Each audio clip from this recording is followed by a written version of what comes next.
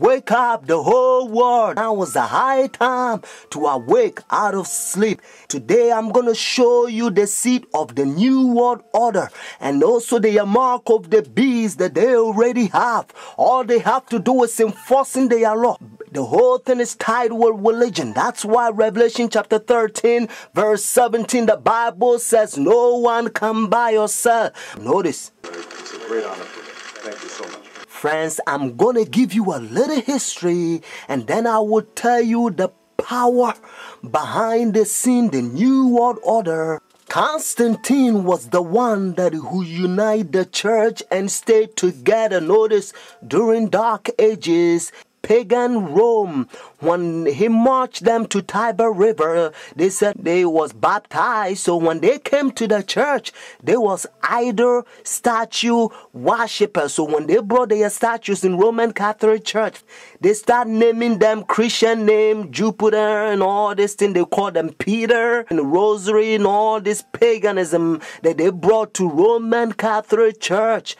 And some of the Christians they don't like, so they protest against. That's why they call them Protestants or Protestant. So they set up their Jesuit order during 1500. The reason they said their Jesuit order is to destroy the Christians that they protest against their paganism. They also infiltrate the state to control the whole world. The Jesuits, they created Masons, and now they got Skull and Bones, Illuminatis, all them secret societies, friends.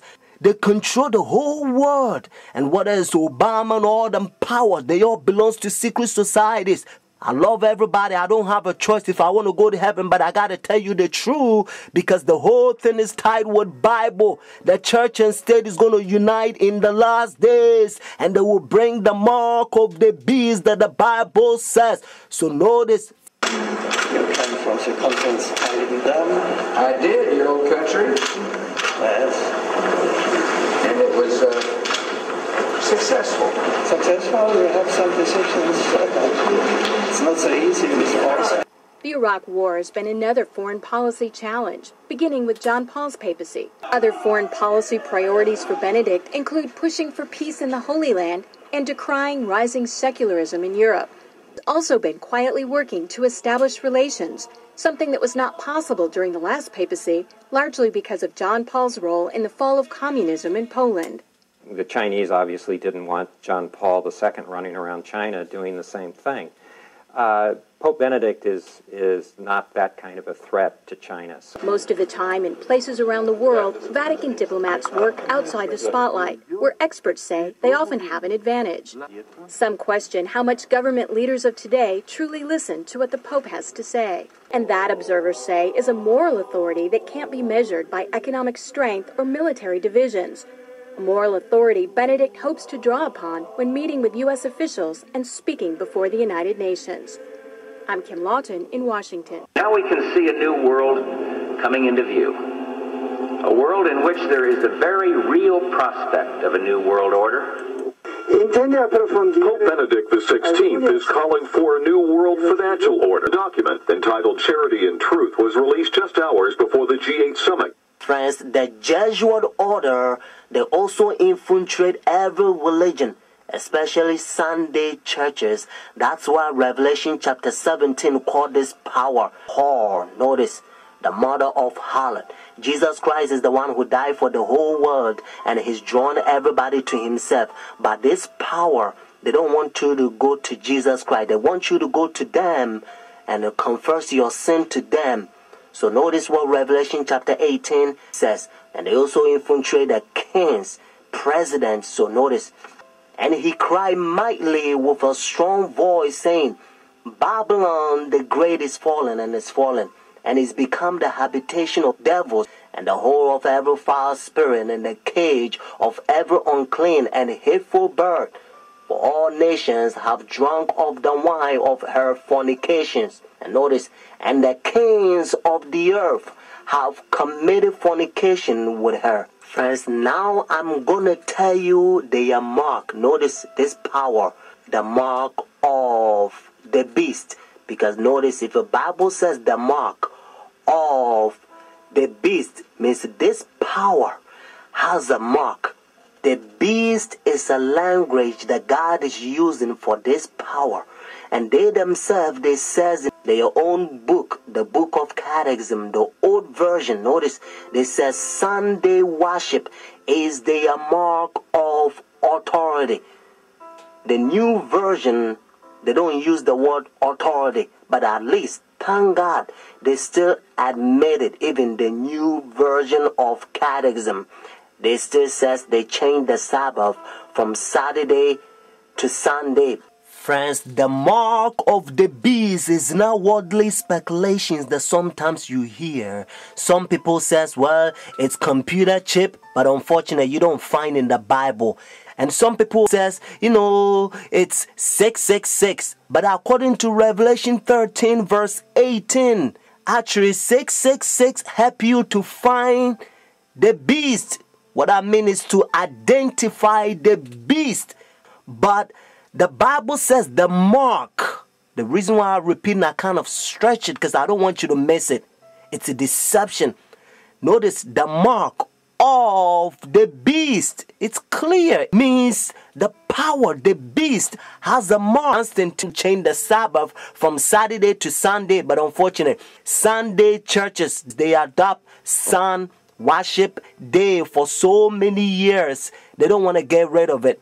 But actually, it's a pagan sun worship day, Sunday worship. Look, even the spellings, you'll find out. Matter of fact, if you look at your calendar, Sunday is always begin as the first day of the week. Unfortunately, they will skip, and some people, they don't know, they will count Monday as the first day of the week, because according to Revelation chapter 12 verse 9, the devil will deceive the whole world. So it's a deception. So a lot of people, the devil, he's in the process blinding the people, including the Christendom. Friends, if you go to church Sunday, notice the first day church, now you don't have the mark of the beast according to Revelation 14 and 13 unless the law it's enforced.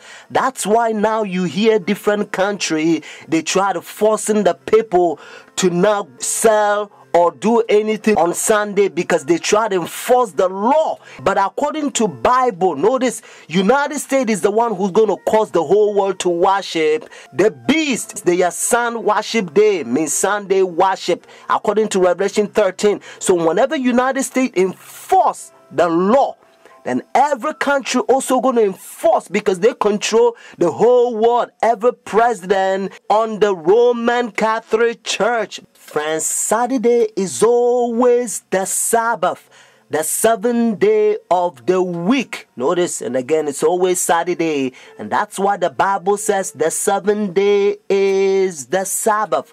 Jewish nation, even though I'm not Jewish, they still keep the Sabbath Saturday. And also encyclopedia, you will find it even different language. If you speak Spanish, Sábado means Saturday. You can also find in the Bible, according to Genesis chapter 2, verse 2 to 3, you're going to find out that God created heaven and the earth 6 days, and the seventh day he rested, and that seventh day it's Saturday. And then Jesus Christ, remember, when Adam and Eve they sinned, Jesus Christ came to redeem our soul, and he finished his work 6 days, Friday afternoon. Remember, that's why they call it Easter Friday or Good Friday.